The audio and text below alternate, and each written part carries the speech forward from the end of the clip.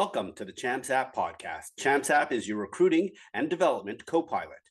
If you are a player, parent, or coach, make sure to check out more content and tools to help navigate the world of youth hockey at champs.app. Also, if you've listened to the Champs App podcast in the past and it has helped you with your recruiting or hockey development, please tell your teammates and friends about Champs App. It would be even better if you subscribe to the podcast and review or rate us on whichever platform you're listening to or watching us on. On today's episode, I talk with Allison Coomey, head coach of the Delaware Blue Hens women's hockey team.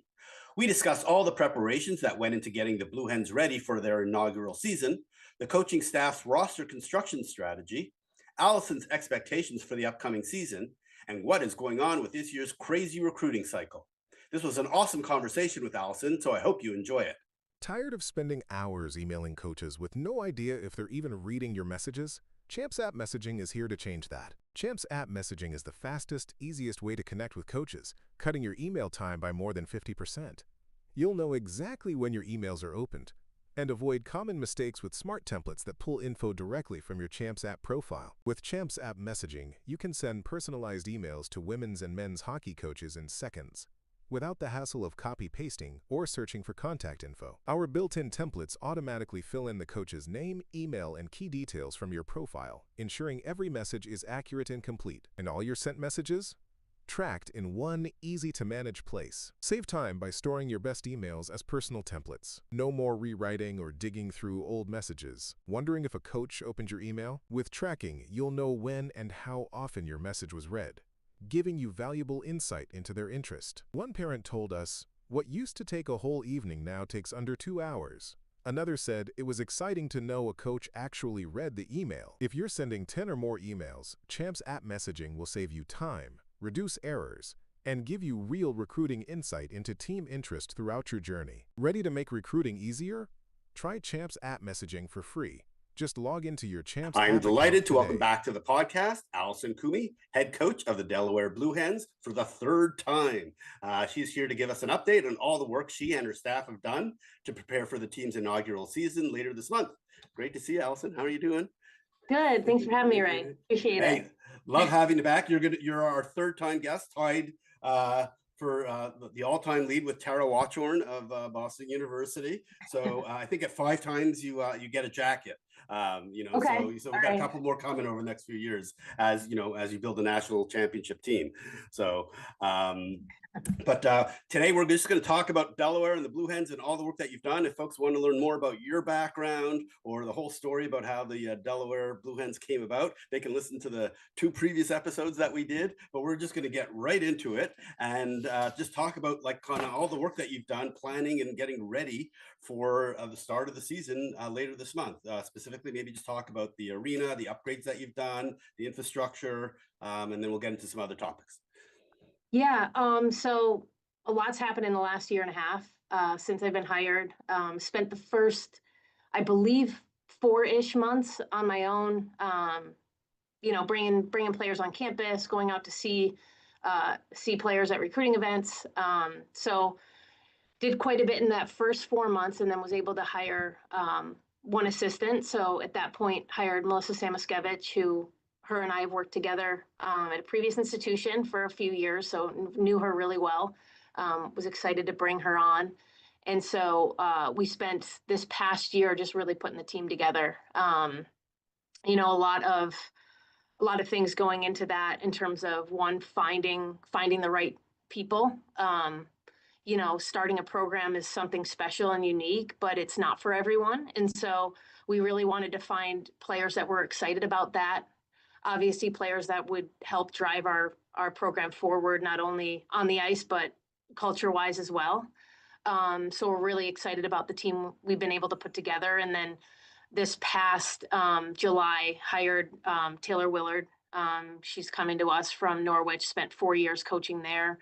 Had a really good career as a player at University of Vermont, and then also helped out there as a volunteer in her first kind of time away. Also played professionally along with Samo. So we've got coaches that have played at a high level, know what that looks like, know how to compete at that level, and I think it'll really help our program moving forward.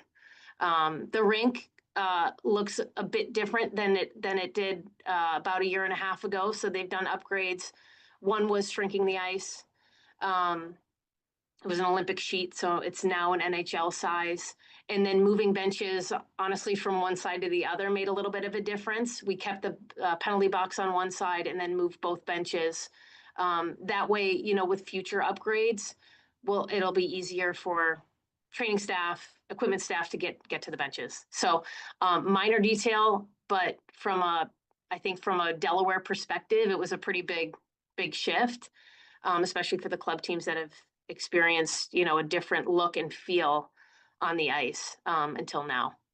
Gotcha. And I believe you also had to build a women's locker room specifically dedicated to the team. Yeah, so we took over. So our men's club program had a permanent space in the rink. For now, we've taken over that space and renovated it. We will look to basically have an entire area just for our varsity program, which will reopen that space back up for them in the future. Whatever we're doing now is really trying to help enhance everyone at Rest Arena. And so if, we add equipment in terms of bikes and things like that to our weight room space up top, that's going to, be a benefit to everyone that's utilizing that space, which I think helps everybody. All boats rise, especially having 5 programs, 5 hockey programs playing out of Rust. Anything we can do to help support all will be great. Awesome. And so, as you can see from the jersey that's hanging behind you, you've also partnered with the Philadelphia Flyers. You dropped the puck at center ice at a game a little while ago. Talk about the community support that you've had and the community involvement that your team has been doing. Yeah, we actually have the Flyer caravans coming in, not this Friday, but next Friday. So it'll be a chance for our players to really get involved with, the fan base of the Flyers and introduce themselves, which a year ago I was the only one. So I'm really excited to see how that interaction goes. In terms of community involvement, we're going to continue to help grow the game however we can. I know Melissa Samoskevich and I spent last year, in addition to recruiting, working with the Snyder Hockey Foundation just to go out and and just see how they run their program, help in any way we can. I think our players are really passionate about growing the game. We have some local players that are now on our varsity program that know what it means to have Division I athletics, in the state of Delaware.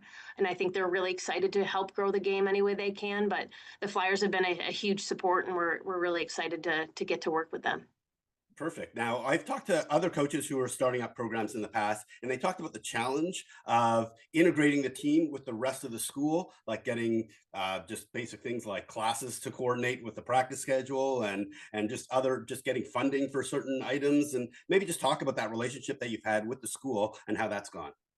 Yeah, I mean, the support here has been great. The understanding's been great. Educating, I think our university's done a great job on just getting the information necessary to help us compete right away. In terms of equipment, our equipment staff has been unbelievable, and just getting up the partnership with Bauer and getting our feet off the ground there. Academic support, just our athletic program in general with academic support and nutrition and sports psychology. We had numerous Zoom calls this summer to really just get our players in front of those entities and get to work with them. And so, when our players arrived on campus, they weren't completely overwhelmed with new people meeting them, for the first time. And so, yeah, I can't say enough about our athletic department and what they've done to help support us thus far. Perfect. Okay. I think that's just about everything I want to ask you about planning, although I do have one question that I'm personally passionate about. Has there been any school from Michigan that's come and wanted to learn about starting a new program from you at any point during this process? I know, I mean, the club coach has been a huge supporter of us, and I think she's just really trying to figure that out. I haven't personally met anyone from Michigan, but But I know there's, there are feasibility studies going on right now across the country. So it is exciting to know that there's, other programs. We don't know who those are, but there's other programs that are interested in taking a look of on what this entails. Perfect, perfect. Yes, I know I've had Jenna on the podcast a couple of times talking about it as well. Yeah. Okay, perfect. Let's move into what folks really want to know about, which is how did you put together the team? Looking to level up your recruiting game? Champs Plus is your ultimate resource for college hockey recruiting and development. Get access to exclusive webinars featuring top experts like USA Hockey's head scout, former D1 college coaches, and Olympian Brianna Decker, and ask your questions live. Dive into our age-specific playbooks, 100 plus videos, and 40 plus articles and analysis. Plus, meet Champs GPT, your AI recruiting copilot that delivers tailored advice instantly, built on years of Champs app insights. Take a free tour today and subscribe monthly or save with an annual plan. Visit Champs Plus now and take control of your hockey journey. What was your roster strategy? So let me just make sure folks understand that, I've looked at what you have on your website. You have about 17 freshmen. I believe you got 4 transfers, and I believe you upgraded, one player from your ACHA team, their club team, to as one of your goaltenders, and that you have a total roster of about 22 players. So I got that about right? Yes. Yep. That's great. Okay. So what was your strategy? And in particular, they only made the announcement for Delaware, I think in December 2023. You were named somewhere in the spring of 2024 as the head coach. Now, this is already several months after the June 15th timeline where folks for 2025 or players for 2025 could already be committed. So you had already been behind, at least 150, maybe 200 players by the time you were ready to start talking to your first player. So maybe just give folks, what was your strategy? How did that work out? And I believe when we spoke last time, you mentioned that you were going to go look for kind of hidden treasures. Basically, you're trying to find players that weren't discovered yet, and you were going to go and start looking in different places where maybe not everybody was fishing where the fish were. Yeah. The whole experience was very, there's no right way to do things. We had 6 scholarships to work with in our first year, and that was another factor that we had to take consideration of. And so in my mind, and with the help of Melissa, we tried to balance that out. And so we used a certain amount on our incoming class, a certain amount on our transfers. Just held some money aside for that. And I think looking back on it, I feel like we did a good job there. The hockey world is deep. There's a lot of good players that, don't end up at Division I institutions because there's just not enough schools. And so I do think we benefited from that. I think we benefited from, those players that developed late, the players that were maybe injured during the recruiting process. And we're really excited about those players. All our entire team, to be honest, like I tell them all the time, like, thanks for taking a chance on us, because it's very easy to not, to pick a school that the history of. And like I said before, it's just, to me, it speaks volumes to those players that are willing to take a chance on something, that are excited about that opportunity. And so every conversation we had, we knew they were the right fit because of what their energy showed, through the recruiting process. Allison, I'm just curious, what was the question? What was the question that you had that would tell you if you thought they would be a right fit culturally for the team, for being a startup team? Yeah, I don't know if there was a specific question, but I think them just knowing, like, yeah, this is a new team. We don't have a history. And I think for some of them, it's like, well, we get to be part of that, And I think if you flip it that way, it makes it way more exciting, right? In terms of like the uncertainty versus we get to start something, we get to make something, and we get to leave a legacy on something. And that was even the message, to our transfers. And I think for our transfers, it invited an opportunity for them to make an impact on something, where maybe they didn't necessarily have that same impact on the program they were currently at.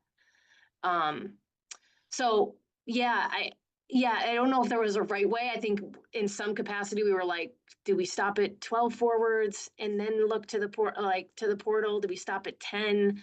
Um, we didn't really know where like that cutoff line was. It was more of just like a feel. I didn't want more than 22 because I knew through this whole time we're also, June 15 came around and now we've got to recruit our 26 class. And so while we're doing that, what I didn't want to do is have too many players where we go into year two and we're over that roster limit already. We want to give time to our players to develop. Obviously, they've made an investment in Delaware, and we want to be able to give them that time. And who knows after year one where people stand in terms of if they want to stay at Delaware. But I at least wanted to give them that opportunity. Perfect. So So yeah, yeah. so clearly it seems like goaltending was a priority because you went to the transfer portal from a top team to get a goalie. Was that part of, hey, one way to make sure that we're competitive is get a great goalie because that's the most important role on the team? Yeah, I mean, we were really excited with Charlotte Payne, our freshman goalie. In our minds, we were like, if we could get a goalie that has 2 more years left, one, it helps balance out our classes, but then we have also two competitive goalies. And I think with Sid coming from the club team, that again added balance to our goalie group. And so honestly, I feel like we lucked out with Maddie Robitzer a little bit. She's from the area. Um, and so coming from a program that, produces very good goaltenders, I think we really lucked out, to be honest, with getting her. But bottom line, like her coaches had nothing but like great things to say about her as not only a competitor but a person. And I think that those are the things we were looking for in our transfer group, Got players it. that can come in and add to the culture. I'm curious, given how active the transfer portal was this year, did you have a lot of players actually have an interest in Delaware? And you just said, well, we only got these spots. So you actually had got to pick and choose? Yeah, there was. I mean, there's definitely a solid group of players. I think you get kind of two, right? Like players that want to make an impact, players that want to win championships. Obviously, as a new program, as much as we'd like to win a championship, we also understand that this is going to be a process. And I think finding those players that wanted to be part of that process was the most important piece to us. So do I believe that all of our transfers are going to help us on the ice? Absolutely. But they're better, like they're just really good people. And that's what we needed for our 17 first year players, that kind of leadership.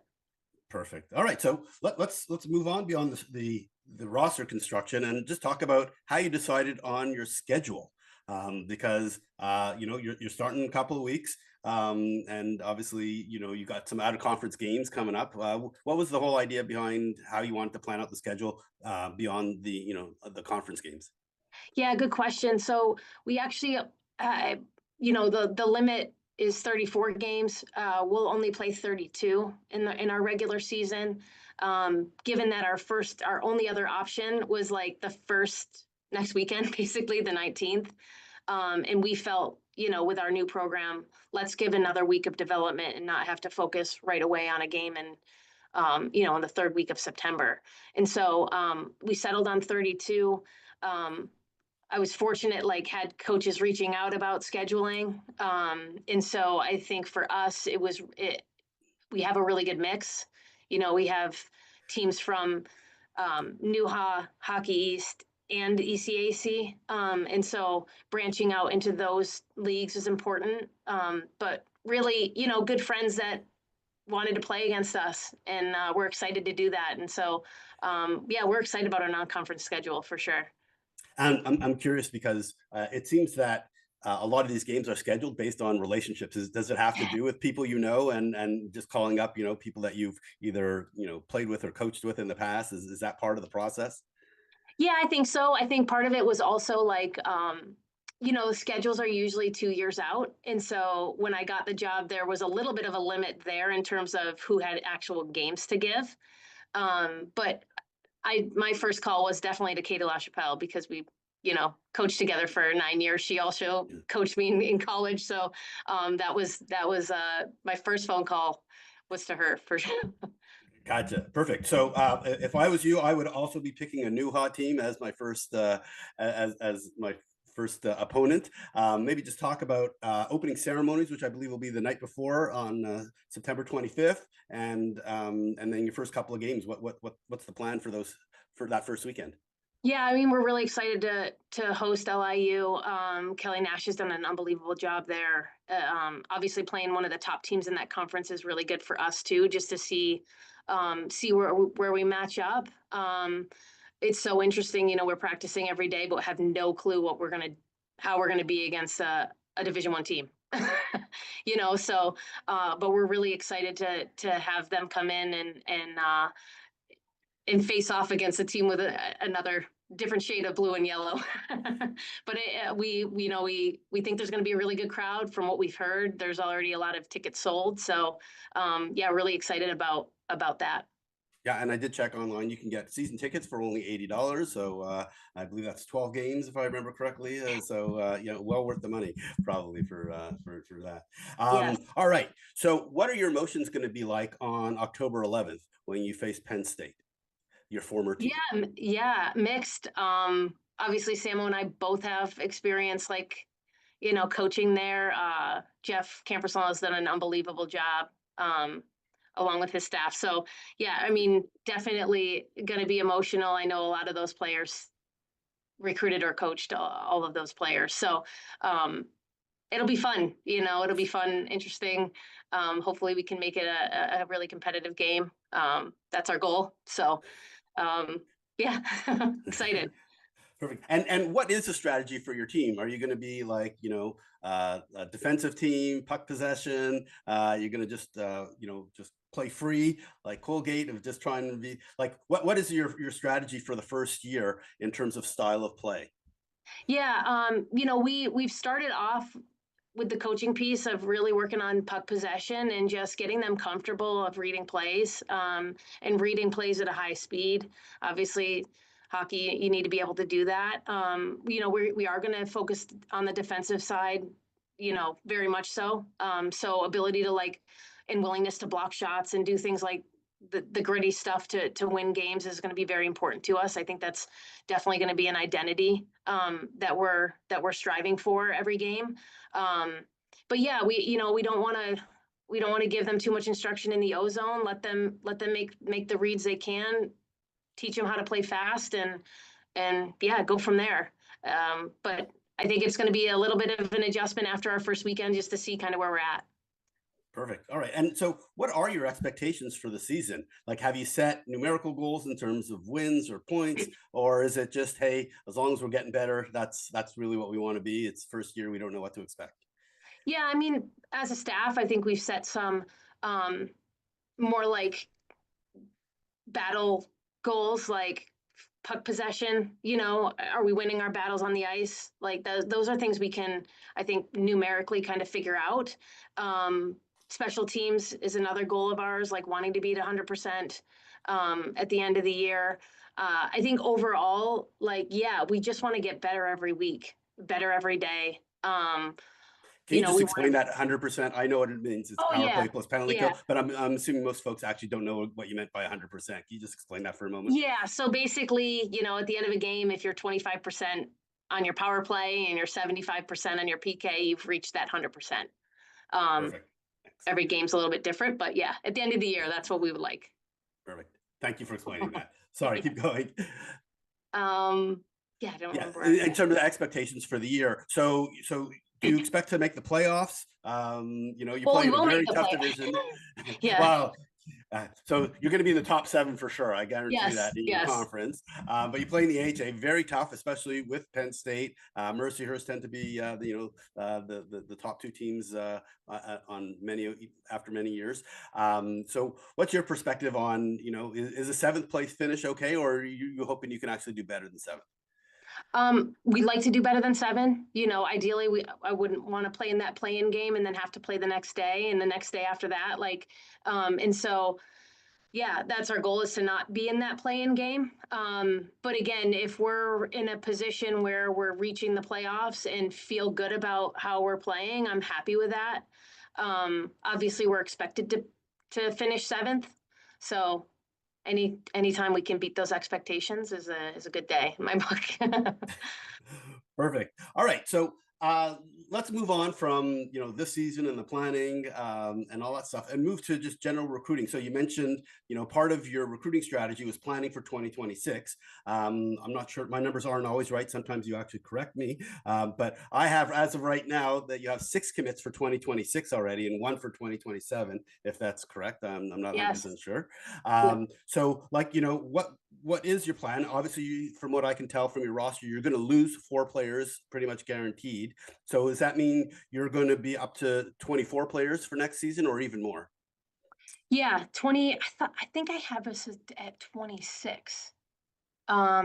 Because we lose 2, and then we'd have 20 left, and then we'd be at that 26 number right Okay, away. so So maybe a couple of your seniors have an extra year of eligibility, something like yes, that. That's sorry, what they it could do. be. Yeah, Yep. yeah, Yep. yeah. So yeah, so right up at 26. I think ideally as a staff, we don't want to be that high. Just to have obviously you want a competitive environment, but I don't want too many kids sitting out. Like that's just not the experience we want. But again, for the development of our current group, we'd like to give that next year an opportunity for them to grow. Again, things can change. There's decisions made on the players that are currently on our roster. Obviously, we need to get better as well, and so we do have some availability to bring in a transfer or two for next year as well. So we're kind of just trying to figure that out as we go. Obviously, don't need to make those decisions until they come up at the end of the year, but it is something we're considering.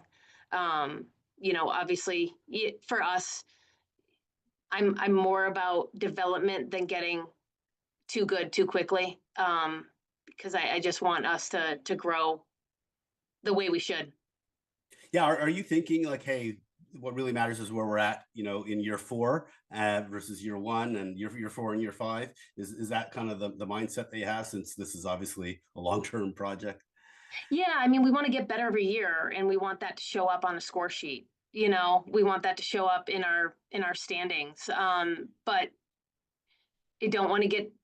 I think there's a level of, if you get good too quick, the culture could falter because of that. And so, we're really focused on that for a long term legacy we want to leave here at Delaware, and the players want to leave here.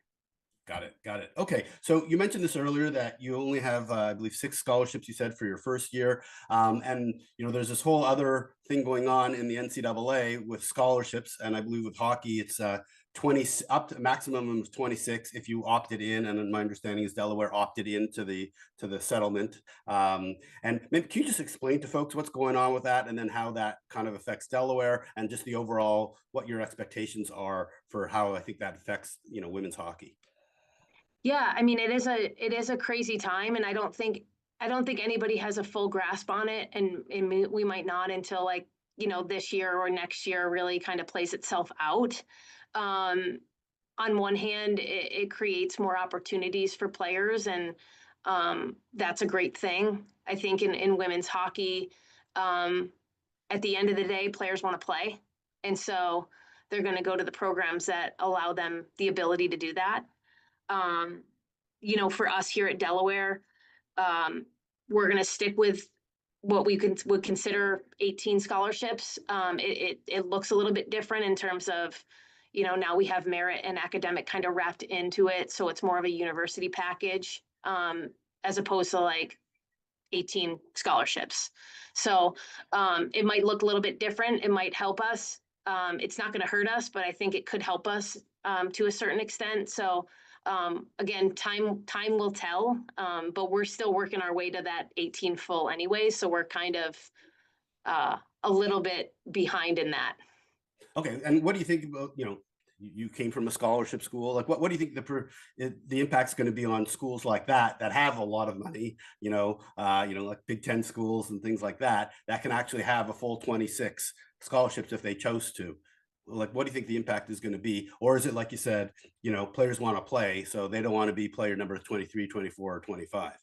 Yeah, I don't know, right? Like there's no I'm not sure how that's going to shake out. And I do think that, you know, like I said before, there's players that want to win a championship and then there's players that want to play. And how those two things shake out is something where I think we're all interested to to figure out. Got it. Got it. All right. Let's now get really specific as to the class of 2027, the incoming class of 2027 recruiting. I've written a lot about this, and folks have been talking a lot about the craziness of how quickly the offers are being accepted or being delivered and then accepted this year. We're somewhere between 4 and 5 weeks ahead of schedule, with just a tremendous number of commits being announced in July and August that we've never seen before. What's your perspective? You're seeing it. You're probably affected by it slightly because you're probably also trying to go after top talent. What's your perspective, and why is it happening? That's a great question. I think, I do think there's a certain element of, um, if you look at the broad scope of it, with the portal being so active, I think people are more willing to take chances early because at the end of the day, they can decide on a different school if that doesn't work out right away. Um, I don't know if I do think that there's with camps going on in the summer, I do think it gives student athletes the ability to go to those camps, see those campuses, work with those coaches, and be able to make decisions. And so that's just the reality of college athletics and the ability to hold camps on your campus. But that's really kind of where I land on it. We, we're a coaching staff that wants to have people on campus meet them and their parents and see those interactions before we make a decision or ask them to make a decision. Got it. But you're talking to your colleagues. You have lots of friends as we talk to our coaches. Some of them are being very aggressive making those offers, regardless of the players. The players are going to, especially if they're given what I call exploding offers, like, hey, you have this amount of time to give us an answer. Why are coaches doing that this year versus they haven't been doing this in the past, where they said, oh, we want players to take as much time as they want? Seems like that's changed.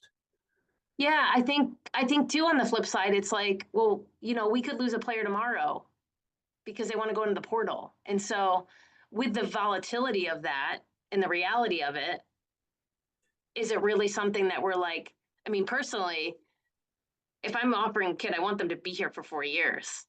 But I think the reality of college athletics is they can go in the portal anytime. And so that investment isn't as I think you can take more risks now because of it. Obviously these programs are getting top level players, so I'm sure they want them to stay for 4 years, but that is the reality of college athletics. Perfect. Okay, that makes a lot of sense. I didn't realize that the portal actually could be helping accelerate the offers from the coach's side. So that's It could be. I think that's a factor of it. Okay, yeah. Well, one of the things that we've talked about on our webinar was that technology has changed a lot in the last 3 or 4 years, and with Huddle Instat and the Prospect Exchange and the amount of video, as well as the extra coach that's available on most teams, having 3 assistants, just get a lot more coverage, and there's just a lot less unknowns about a player by the time you're ready to make a decision, or at least have the conversation. You know a lot more about the player and where they're at in their game than you have in the past. Yeah, and they're more mature now, right? Like we've seen them. We're not making decisions on 9th graders. We're making decisions on soon to be 11th graders. So we've had more time to watch. Yeah. Absolutely. Okay, perfect. So now there are a lot of players out there from 2027 and those getting ready for 2028 that have not yet been recruited yet. What advice do you have for them? Stay with the process. I think, use your club coaches. They're the ones that see you all the time. And so if they can be advocates for you, great. I think everyone's process is different. And so, I believe at Delaware, we've gotten great players that were in their 11th hour of recruiting, because they didn't really have a place to play. So I would just say stay with the process as much as possible and trust what you're really good at and continue to let those things shine. Yeah, And by definition, none of the players that you have on your team were actually committed, even within 4 or 5 months of their June 15th date. So of all your freshmen. So, and I do remember that you did have a camp this summer in July, I think at the end of July. So if folks are interested in Delaware, I'm assuming you're going to be doing something similar again next year. Is that correct? Yes, definitely. Perfect. All right. Well, Allison, thank you so much for coming back on and giving us the big update. I want to wish you the best of luck. I got my my Flow Sports subscription already to watch your first game Awesome. at the end of the month, and so hopefully you do very well and exceed expectations for the season. Thanks, Ray. Appreciate it. I really want to thank Allison for coming back on to give us the update on the Delaware program and wish her and the team best of luck for the upcoming season.